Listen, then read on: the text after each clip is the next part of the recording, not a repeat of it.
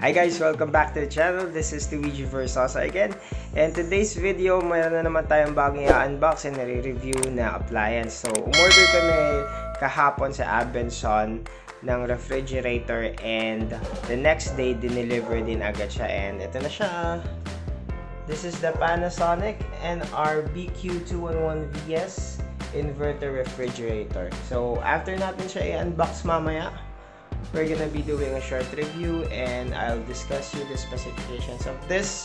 Para sa mga interested bumili, available siya sa mga Abenson store and sa Abenson online. So, let's get it rolling! Hi guys! So, we're gonna be unboxing the refrigerator. So, stay put lang kayo dyan habang binubuksan namin itong box.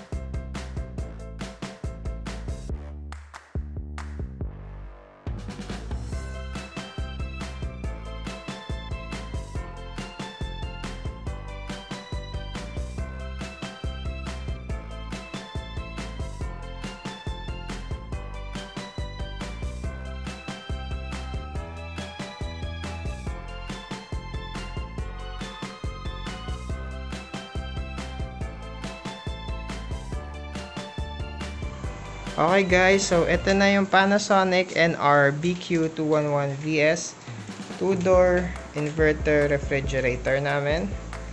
And ito yung 2020 model kasi merong mga lumang model nito.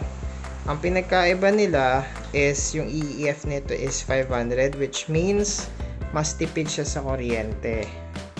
So, ayan yung Econavi na sticker, tsaka yung Panasonic logo. Buksan natin. Yan. So, ito yung loob ng mismong freezer niya. So, napakaluwag. And talagang marami kang malalagay. And meron ng divider na kasama. Tapos, ito naman yung bottom niya na fridge. Tulak mo. Ay! Hindi po. Sige nga, tulak mo. Ay, naka-scotch tape pa pala.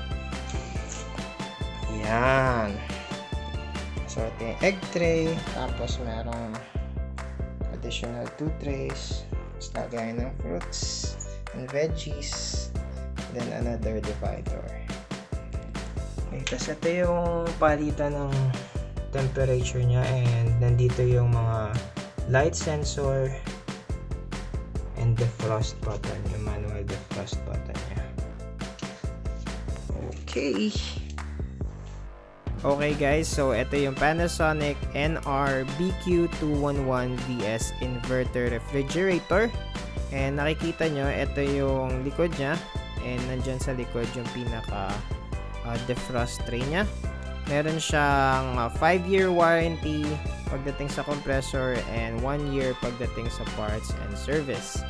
And sa specifications niya, 7.6 cubic feet siya with direct cool inverter and 3 Econavi Sensors. Ang total volume niya is 214 liters, 79 liters sa freezer and 132 dun sa refrigerator mismo. Hindi siya auto defrost. Isa siyang manual defrost with manual defrost button. And ang energy efficiency factor niya or ang EEF niya is 500. So, kung naghahanap ka talaga ng mura at tipid na refrigerator, saktong-sakto sa ito. Malaki din yung trays niya sa loob kung nakikita nyo. Meron siyang dalawang rack dun sa loob. Tapos, lagay ng fruit sa may baba. Dito naman sa may mga rack sa gilid, meron siyang egg tray. Tapos, dalawang additional trays dun sa may pinaka-door niya. So, yung LED light, makikita mo ulit doon sa may loob, tsaka yung adjustment ng temperature. Okay guys, so ito na yung refrigerator namin. Ginamit na namin siya for almost 2 weeks. And papakita ko lang sa inyo yung loob niya ulit after gamitin namin for 2 weeks. Punta tayo dito sa may pinaka-freezer. And yan. Wala siyang LED light dito sa freezer. Take note na yan. And kung saan nakikita nyo lumalabas yung lamig, ayan. So malakas talaga siya. Pero hindi siya auto defrost. So kumakapal na ng konti yung yellow. And that's 2 weeks. Manipis pa naman siya so far. So punta naman tayo dito sa baba. Yan. So dito yung pinaka-deadline. And sobrang spacey niya. Ang dami na nalalagay. Kung meron kayong lagay ng tubig na tulad yan, kasya siya dito. Side na to. And fruits and veggies sa baba. And then ito na yung mga drinks lang naman din namin.